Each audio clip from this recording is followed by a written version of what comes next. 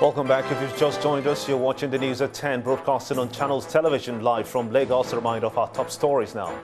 President Buhari set to crack down on oil industry, dissolves board of the NNPC. Vice President Osinbajo challenges judicial officers to resist corruption, says everyone is equal before the law. And Speaker of the House of Representatives seeks international assistance to rebuild the Northeast. And over 28 people killed and many injured in an attack in the Tunisian resort town of Sousse.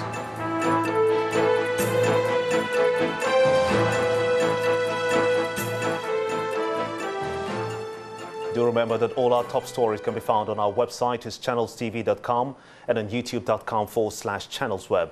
Visit m.channelstv.com to view us live on your mobile device. And you can also download the Channels TV app for Android, iOS and Windows phones from their respective stores.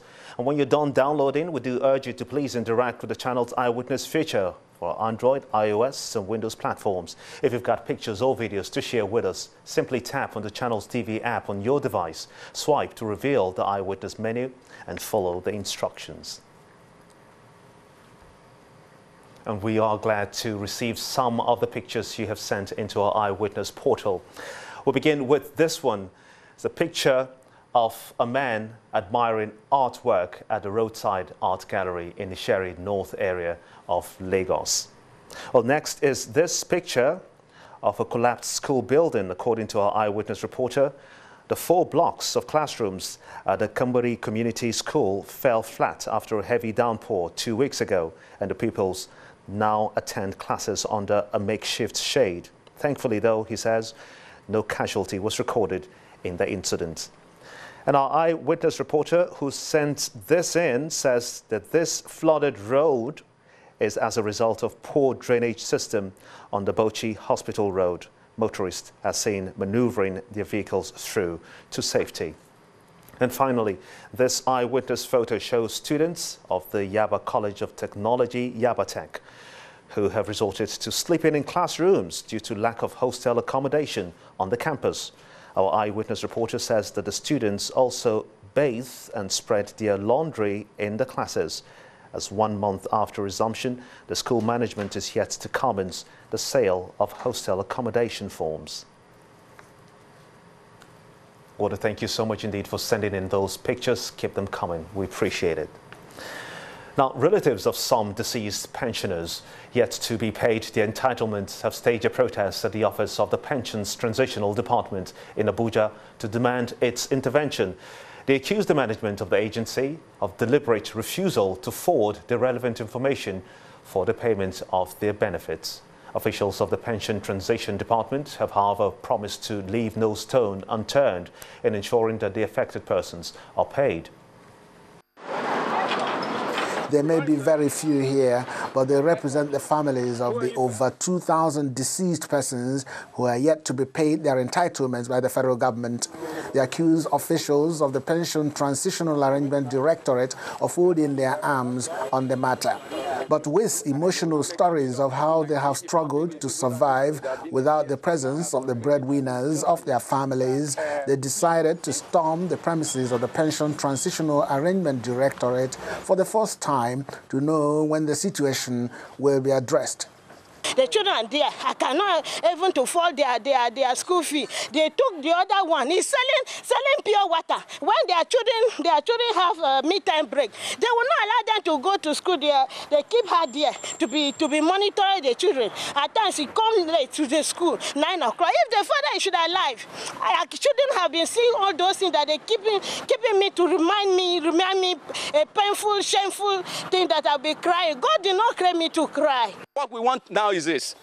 PTAD should carry our schedule of duty in the next 24 hours. Latest by Monday, take it to OAGF and let us receive our payment. That is our heart cry. Is that not what we are saying? Yes. It is a simple thing. There is nothing complicated in it. If there is no hidden agenda. Channels television crew sought to know the cause for the delay in the payment of the pensions of those involved. PENCOM has verified them. They said they list to us, and we have an internal process of due diligence to ensure that things are done properly. So all that we are doing currently is to ensure that we resolve their issue. And we're not going to waste a day longer to resolve the issue, because we'll be paying pensioners and they can attest to this.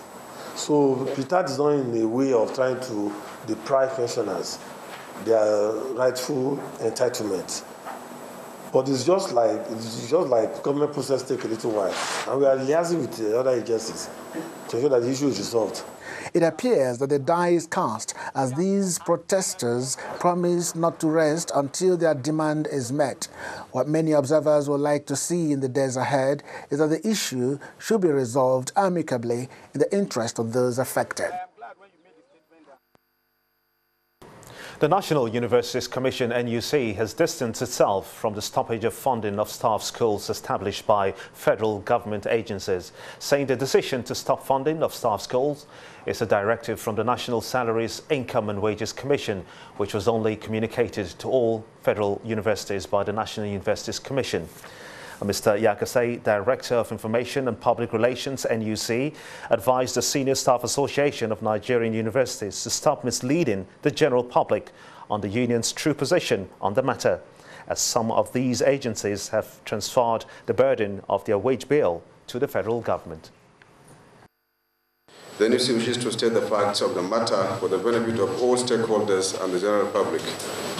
On the 20th of August, 2014, last year, NUC received a circular reference number SWC-04-S446-T2-85 addressed to both the executive, legislative, and judicial arms of government, titled Funding of Staff Schools Established by Federal Government Institutions for Immediate Conveyance to all federal universities on government decisions on funding of staff schools. Part of the circular reads as follows. A. Some MDAs which have staff schools are funding the salaries and allowances of the staff of such schools from the federal budget. This action has led to the further increase in the wage bill of the federal government at this time when the nation is thinking on how to minimize recurrent expenditure in favor of capital. B.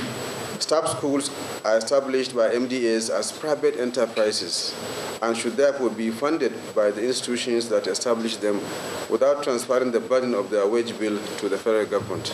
I'm reading from the circular that NUC received.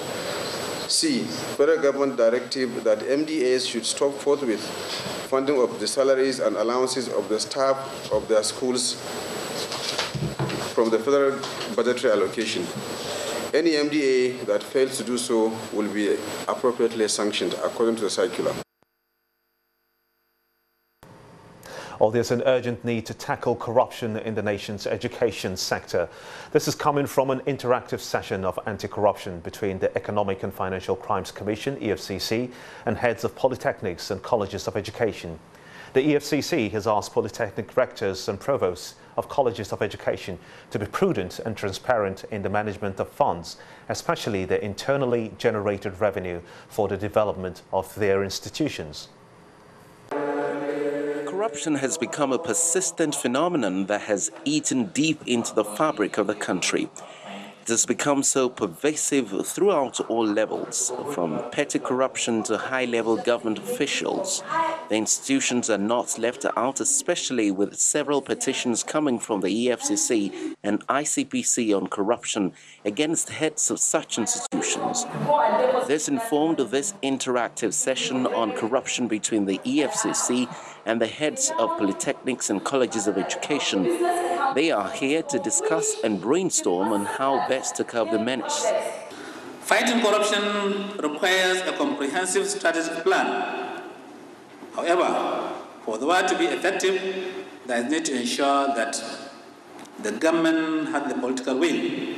Seizing this opportunity to advise the undertaking of an urgent and strenuous review of everything that has to do with IGLs in your institutions. Some of them believe fighting corruption does not end only with money or finances, but on the need for government to take adequate care of retired public servants in order to reduce the deepening of hands into the public funds and also effectively fund technical and vocational education in the country. Addressing it does not mean arresting people and putting them in jail.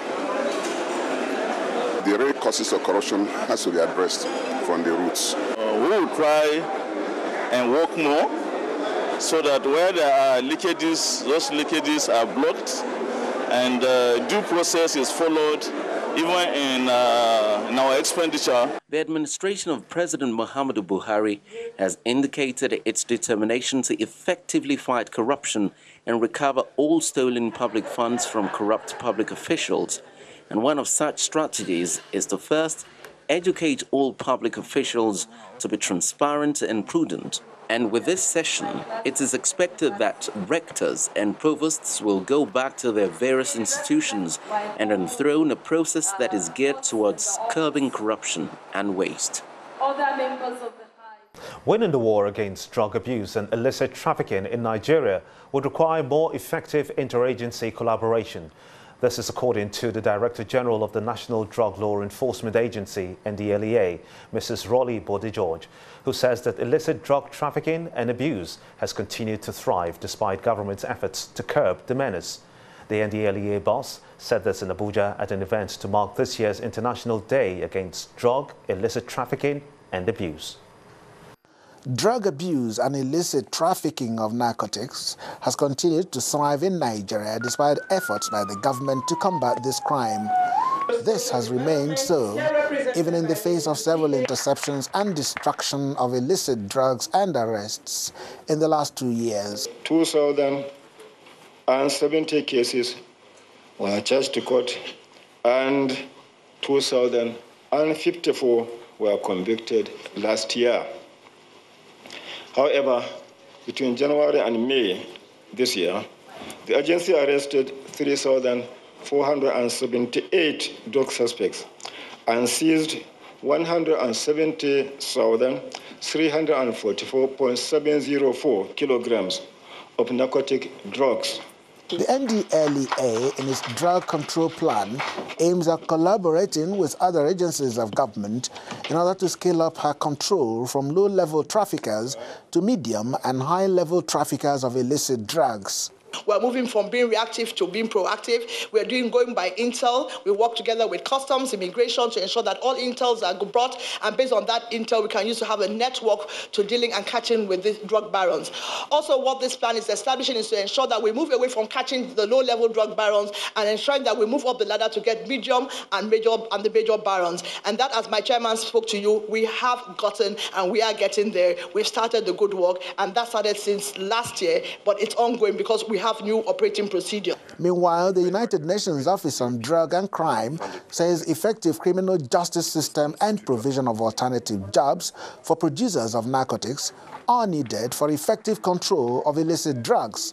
Robust action is needed to strengthen criminal justice systems, break up the criminal networks who deal in misery and suffering, and to nurture health and human rights-based responses. Alternative development for farmers who cultivate illicit crops also has a major role.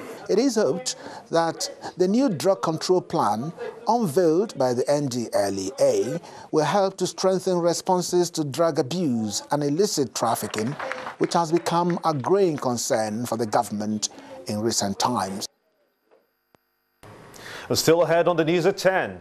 Interbank lending rate eases to an average of 6% from 15% last week. That's on Business News. Join us again.